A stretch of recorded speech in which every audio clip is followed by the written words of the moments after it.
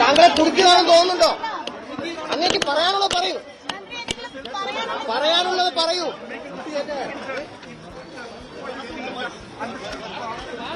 വൈദ്യപരിശോധന പൂർത്തിയാക്കി തന്ത്രിയുമായ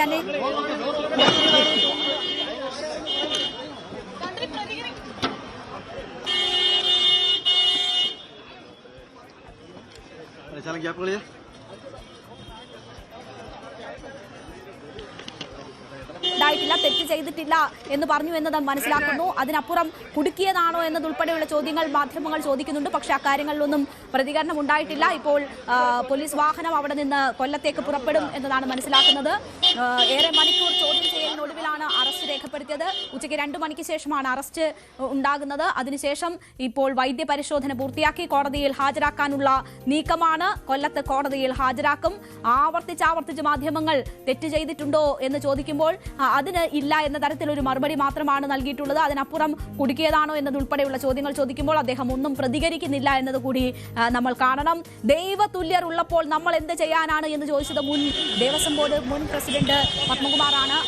പത്മകുമാർ ഉൾപ്പെടെയുള്ളവർ ജയിലിലാണ്. അവിടേക്കാണ് ഇപ്പോൾ തന്ത്രി കൂടി എത്തുന്നത്. പോറ്റിയുമായുള്ള അടുത്ത ബന്ധം, പോറ്റിയെ ശബരിമലയിൽ എത്തിച്ചത്, എല്ലാ തട്ടിപ്പിനും പോറ്റിക്ക് സ്വാതന്ത്ര്യം ഒരുക്കി കൊടുത്തതുൾപ്പെടെയുള്ള കാര്യങ്ങളാണ് തന്ത്രിക്കെതിരെ SIT കണ്ടെത്തിയിരിക്കുന്നത്. എന്തായാലും കോടതിയിലേക്കുള്ള യാത്രയിലാണ് ഇപ്പോൾ തന്ത്രി എന്നതാണ് മനസ്സിലാകുന്നത്. വി അരുൺ ചേരുന്നുണ്ട്. അരുൺ, കോടതിയിലേക്ക് പുറപ്പെട്ടിരിക്കുന്നു. തെറ്റ് ചെയ്തിട്ടില്ല എന്ന ഒറ്റ വാക്കിലുള്ള മറുപടി മാത്രമാണ് ലഭിച്ചതെന്ന് തോന്നുന്നു. വേറെ എന്തെങ്കിലും ചൂണ്ടിക്കാട്ടിയോ തന്ത്രി?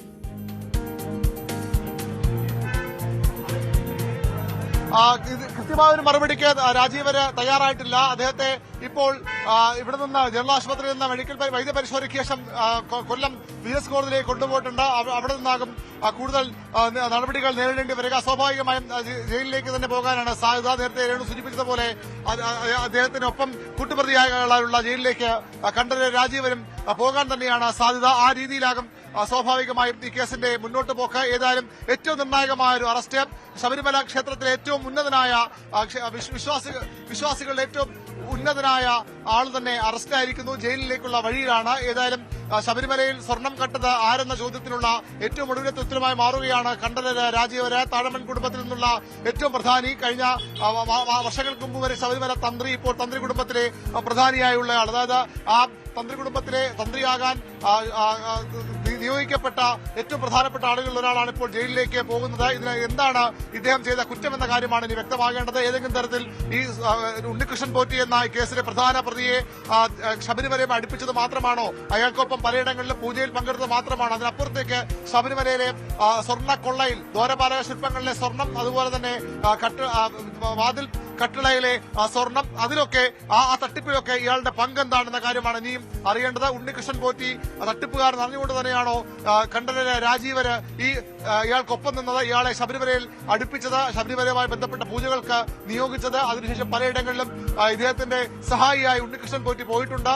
ഈ തട്ടിപ്പിൽ ഇയാളുടെ പങ്കെന്താ? ഇതാണ് ഏറ്റവും നിർണായകമായ ഏറ്റവും പ്രധാനപ്പെട്ട കാര്യം. അതിനുള്ള ഉത്തരമാകും അന്വേഷണ സംഘം തേടുക. അതുതന്നെയാകും ഈ കേസിന്റെ ഗതി നിർണ്ണയിക്കുക. ഇതുവരെ രാഷ്ട്രീയ നേതാക്കളെയും ഉദ്യോഗസ്ഥ പ്രമുഖരെയും ഒക്കെയാണ് ഒരു പ്രതികരണം കൂടി നമുക്കത് ക്യാമറ ലഭ്യമായിട്ടൊന്നും വ്യക്തമല്ല. കുറ്റം ചെയ്തിട്ടില്ല എന്നൊരു പ്രതികരണമാണ് രാജീവരുടെ ഭാഗത്ത് ഇവിടെ ഉണ്ടായിരുന്ന വലിയ തിക്കും തിരക്കമായിരുന്നു. അതുകൊണ്ട് തന്നെ തീർച്ചയായും തെറ്റ് ചെയ്തിട്ടുണ്ടോ എന്ന് മാധ്യമങ്ങൾ ആവർത്തിച്ച് ചോദിക്കുമ്പോഴാണ് തെറ്റ് ചെയ്തിട്ടില്ല എന്ന ഒറ്റ വരി മറുപടി മാത്രം തന്ത്രി നൽകിയത്. അതിനുശേഷം ആരെങ്കിലും കുടുക്കിയതാണോ എന്ന് ചോദിക്കുമ്പോൾ അതിനോട് പ്രതികരിക്കാതെയാണ് അദ്ദേഹം ഇപ്പോൾ പോലീസ് വാഹനത്തിൽ കയറിയിരിക്കുന്നത്.